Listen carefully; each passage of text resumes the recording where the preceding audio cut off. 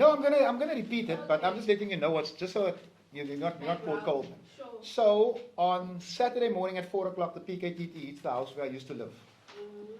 They assault a 12-year-old boy. They point firearms in the face of a woman that opened the door. They park their cars 100 meters away around the corner because they don't want the registrations taken. They refuse to identify themselves. They refuse to produce a warrant because they're looking for Fadiel Adams. You with me so far?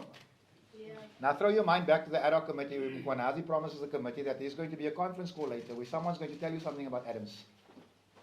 That someone is Sergeant Carlton Thomas, who Mkhwanazi them set up in front of cameras and threatened to make an incriminating statement about me and my Metro Police escort that I used to Westville Prison. The sergeant refused. He subsequently laid a charge of intimidation against Mkhwanazi and Gopal.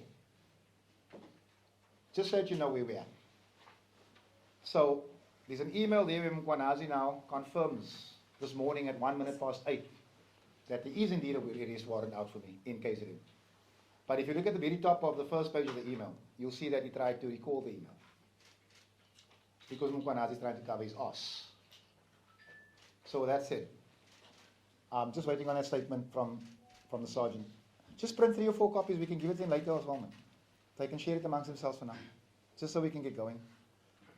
It is Sunday morning after all. Do you perhaps have proof that the raid that took place yesterday was really intended for you? Like, what proof do you have? Also, does the PKTT have jurisdiction in the Western Cape to come and enforce an arrestment? Because you do say that they were unmasked and the vehicles did not have like proper branding for you to be able to know whether it's SAPS or PKTT. The evidence that I have is in the statement of the people who were harassed and assaulted by these people. They are saying they came into the house looking for Fadiel Adams. But did they say they were PKTT? Ma'am, there's only one unit in this country that operates like that with balaclavas, no identity. It's the PKTT. They are a bunch of thugs. Now, let me ask you this question. Of which political killing am I accused?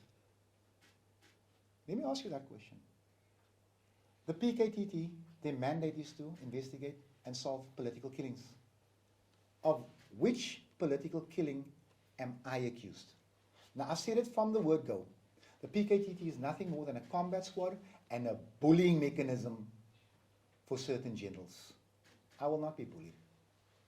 Now, I thank God they didn't come into my house. Because if they had touched my son, I'd have given them every reason to shoot. You said you opened a case. Yes, I did. Which police station? Lentegeur. I opened the case at Lentegeur police station. Now, if you want to know how corrupt the South African police service is, 18 hours later, I still haven't received the case number. You're supposed to get that thing within 45 minutes. Do you understand what's happening here? Does South Africa understand what's happening here?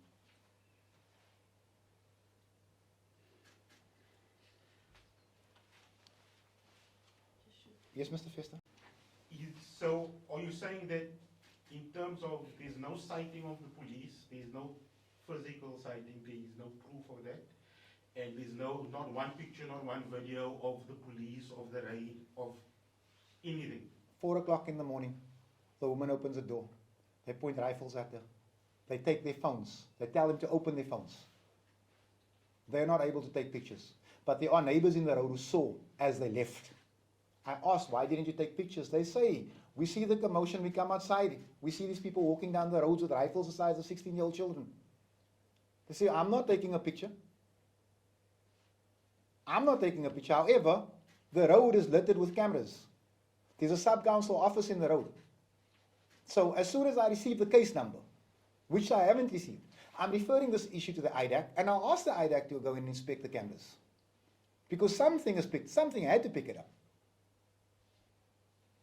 Unless someone is going to tell me that a woman that I've met once woke up at 4 o'clock in the morning, cut her own locks, told a 12-year-old lie about policemen that walked into his room and assaulted him.